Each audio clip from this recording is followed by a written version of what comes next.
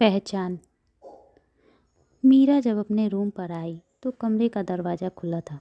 उसे थोड़ा अटपटा लगा क्योंकि जाने से पहले उसने मिहिर को फ़ोन किया था तो वो ऑफिस में था। फिर यूं अचानक उसके जाते ही उसे क्या काम आ पड़ा। यही सब सोचकर जब मीरा रूम में दाखिल हुई तो वहाँ का हाल देखकर वो दंग रह गई। पूरा घर अस्त व्यस्त था। सामने एक लेडीज सैंडल रखी हुई थी और उसके कमरे से धीमी म्यूज़िक की आवाज़ आ रही थी। मीरा बिल्कुल परेशान हो उठी। वह उस कमरे में नहीं जाना चाहती थी। भला वो कैसे अपने घर को उजड़ता हुआ देख पाएगी।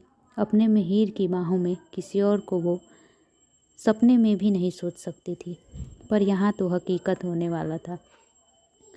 वो कांपते हुए धीरे धीरे उस कमरे की तरफ बढ़ रही थी, लेकिन उसके दिमाग में बस एक ही सवाल था, मिहिर ऐसा क्यों करेगा।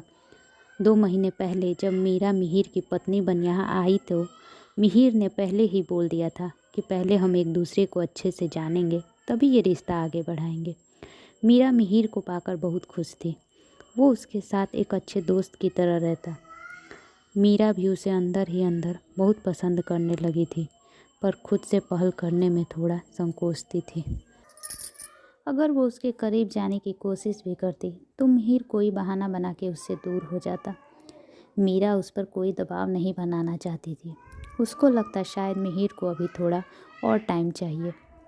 मीरा और मिहिर एक दूसरे का बहुत ख्याल भी रखते थे।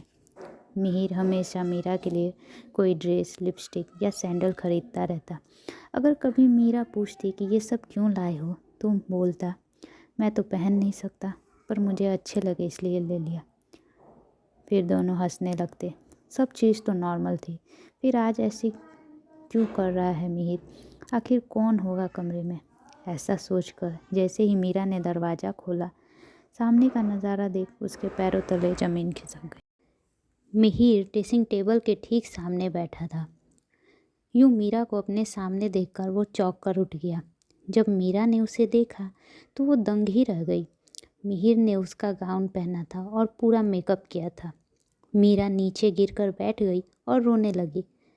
मिहिर डरते डरते उसके पास आया और हाथ जोड़कर बोला, मुझे माफ़ कर दो मीरा, मैंने तुम्हें सच नहीं बताया। बताता भी तो क्या, मुझे खुद को ही नहीं पता कि मेरा सच क्या है। बाहर से आदमी और मन से औरत। मेरे घर वालों ने मुझे हमेशा अपने घर पर लगा एक धब्बा समझा। बचपन से कितना मारा पीटा, सबसे दूर रखा, ताकि मेरे अंदर की जो लड़की है वो कभी बाहर ना निकल पाए। मेरी पसंद नापसंद किसी के लिए कोई मायने नहीं रखती थी, ना रखती है। मैं तुम्हें नहीं बता सकता कि अंदर ही अंदर मुझे कितना घुटन होता है। ऐसा लगता है जैसे मुझे ज़बरदस्ती किसी शरीर में भरकर कैद कर दिया गया है। मीरा, मैं तुम्हारी किसी भी उम्मीद पर खरा नहीं उतर सकता। चाहे मैं खुद को कितना भी जोर दूँ, मैं तुमसे कभी प्यार नहीं कर सकता। लेकिन ये भी सच है कि जितना तुमने मुझे समझा उतना कभी भी कोई समझा नहीं मुझे। तुमने हमेशा मेरी खुशियों को ही पहले रखा। तुम एक बहुत अच्छी साथी हो मेरी, पर प्यार नहीं। मुझे समझ नहीं आता मैं क्या करूं। कभी कभी तो ऐसा लगता है मुझे मर जाना चाहिए। मीरा बोली, नहीं नहीं, ये क्या बोल रहे हैं आप मिहिर, भगवान के लिए ऐसा कुछ सोचना भी मत। आपने मुझे अपना सच्चा साथी कहा है तो उसी साथी से ये वादा करिए कि आप अब वो बनकर रहेंगे जो आप बनना चाहते हैं, जो आप वास्तव में हैं। मिहिर बोला, मतलब कहना क्या चाहती हो तुम। मीरा बोली, मिहिर, तुम अपना ऑपरेशन करा लो और पूरी तरह लड़की बन जाओ। मिहिर बोला, यह असंभव है। पहली बात, घर वाले पूरी तरह मुझसे रिश्ता तोड़ लेंगे। दूसरी बात ये है कि मेरे पास अभी उतने पैसे नहीं हैं। बाकी ये समाज क्या मुझे चैन से सांस लेने देगा। मीरा बोली, क्या तुम्हारे घर वाले तुम्हें अभी भी अपनाए हुए हैं। तुम खुद सोच कर देखो।